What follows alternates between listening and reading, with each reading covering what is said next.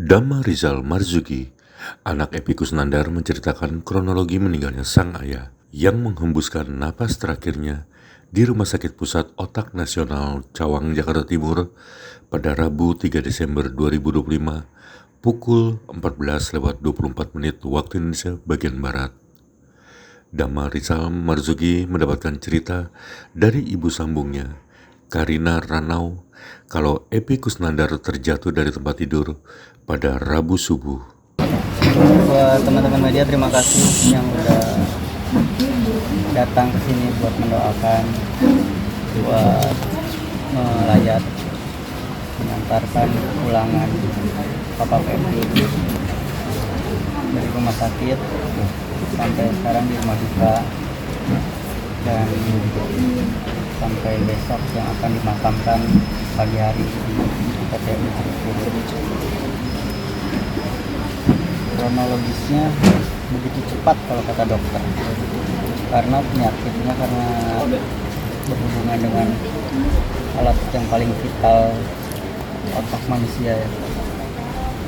Sama kayak jantung, tadi dijelasin sama dokter, itu penyakit jantung, penyakit otak itu bisa tiba-tiba, bisa dalam hitungan detik, tidak sampai berhari-hari atau berbulan-bulan. Itu di situ udah mulai menunggu keajaiban gitu.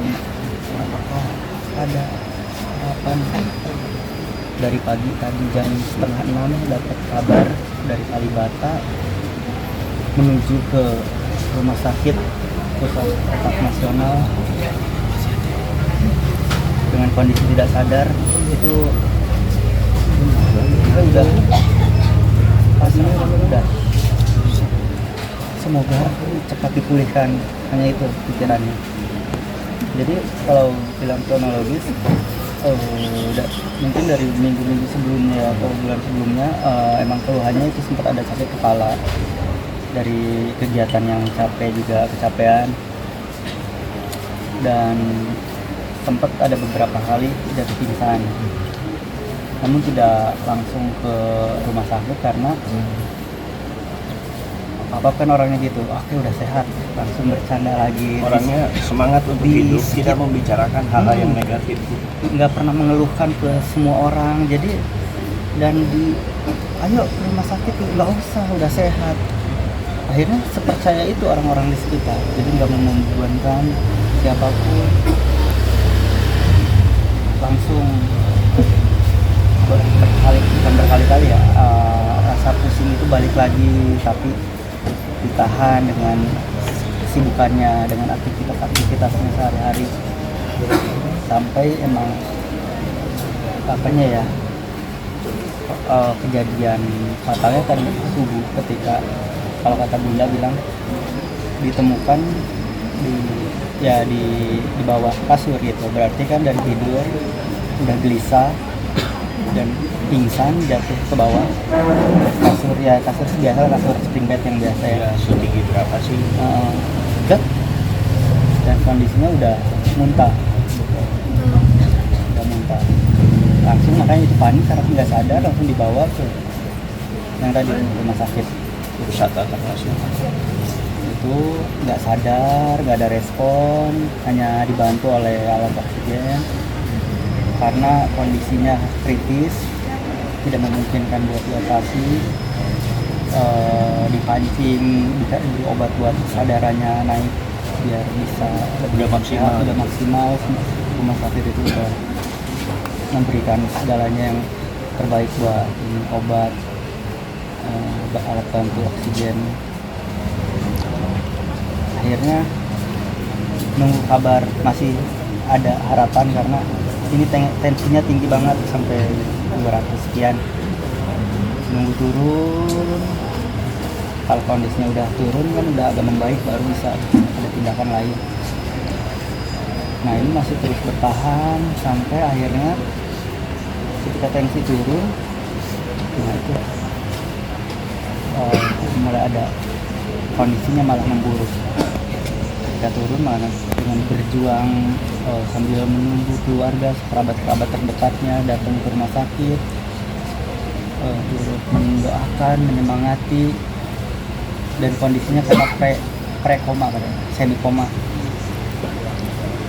Akhirnya dengan bertahan beberapa jam, beberapa menit, sampai di suatu saat di ruangan itu udah dipenuhi sama keluarga, sama kerabat, terus menyemangati, ya akhirnya di pukul 14.24 dinyatakan detak jantung berhenti dan nafas telah berkurang. Kalau kata dokter mungkin secara medis memang betul ada Penyumbatan pembuluh darah di belakang batang otak. otak. Di batang otak. Dan itu Katanya berat untuk ukurannya dilakukan batang operasi. otak itu katanya ukurannya cuma segini. Yang tersumbatnya hanya satu, tapi itu pusat kontrol kehidupan. Itu tidak Berat, bisa dilakukan kenapa? tindakan operasi karena Kondisinya kondisi tubuhnya itu sangat kritis. Sebetulnya tadi itu udah ada harapan sekitar jam 1 ya. Jam 1 itu mau masuk ke ruang perawatan. Nah, kalau sudah masuk di ruang perawatan, persentase untuk lebih sehat lagi itu tinggi. Tapi ternyata semakin kesini semakin menurun. Jadi kita mau melakukan tindakan terbaik. Kalau misalnya harus sampai operasi, kita mungkin operasi. Tapi itu melihat kondisi terakhir tubuh Kang Epi, ternyata tidak memungkinkan dan semakin kesini semakin menurun. Kita semua keluarga sudah mulai kumpul semua. 14.24 Kang Epi berpulang meninggalkan kita semua. Mudah-mudahan kita yang ditinggalkan tidak memberatkan almarhum. Jika ada kehilapan, kesalahan kata, kesalahan sikap yang mungkin itu tidak berasa untuk kita, untuk almarhum, mohon dimaafkan semuanya. Kita tidak pernah tahu kok secepat ini. Sebagai adiknya Kang Epi, secara komunikasi jarang karena ya umum lah kita sebagai manusia ketemu itu kalau ada hal-hal yang luar biasa atau acara-acara besar apa. Setelah itu mungkin sama teman-teman juga seperti itu. Jadi sekali lagi mohon maaf yang sebesar-besarnya jika ada hal yang kurang berkenan, terutama ya dari Kang Epi, keluarga semuanya. Mohon dimaafkan. Kang izinkan maaf tadi kan kata dokter penyumbatan di otak ya kalau nggak salah ya, di kepala gitu. Batang otak.